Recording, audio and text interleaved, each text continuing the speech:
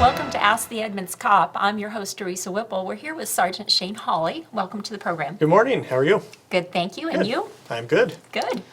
We've got a hot topic today. It is drones.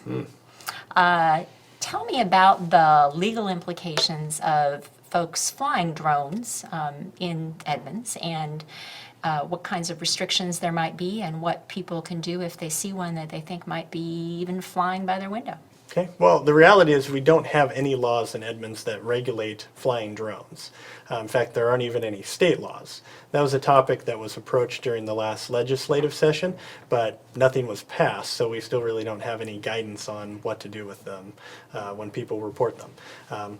So the bottom line is they are not illegal to fly in Edmonds. The question comes up, what do you do if they're flying over your property or so forth? And as I mentioned, there really isn't any legislation about that at this point in time. We get a lot of questions about this, and that's basically our response. So I did some research, and I can tell you that they are illegal in federal parks. Which we don't have any in Edmonds. Which we don't have any of here in Edmonds. So that kind of takes that out of the running. But so, for instance, you can't go to Yellowstone National Park and fly a drone. So that was a blanket statement that they made in 2014.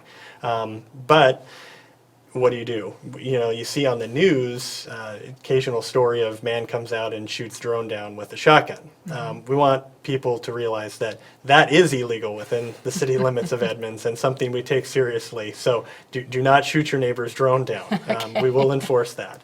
As far as the other ramifications, what can you do? You can give us a call. We can come out, maybe talk to the drone owner, but they're really not doing anything illegal at that point in time. And you had mentioned earlier, before we started actually turning the camera on, that the title of drone is really kind of an interesting, all-encompassing description now that, used to be that you could fly a model airplane or remote control, something like that, and that was, a remote control airplane, but now everything's kind of getting lumped into a drone category? Yeah, and so in my research I came across several different websites that talk about different drone laws or potential drone laws across the country, including federally.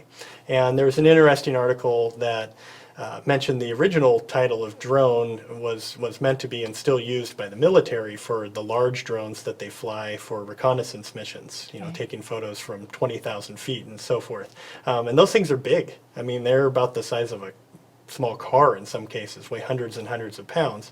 And somehow that just got lumped into these small, about the size of a small remote control helicopter, and some of them certainly get a little bigger than that, but that just kind of got attached to that. And so Federal Aviation Administration has kind of come up with some guidelines, and they're even starting to use the term drone for these small unmanned aircraft, essentially.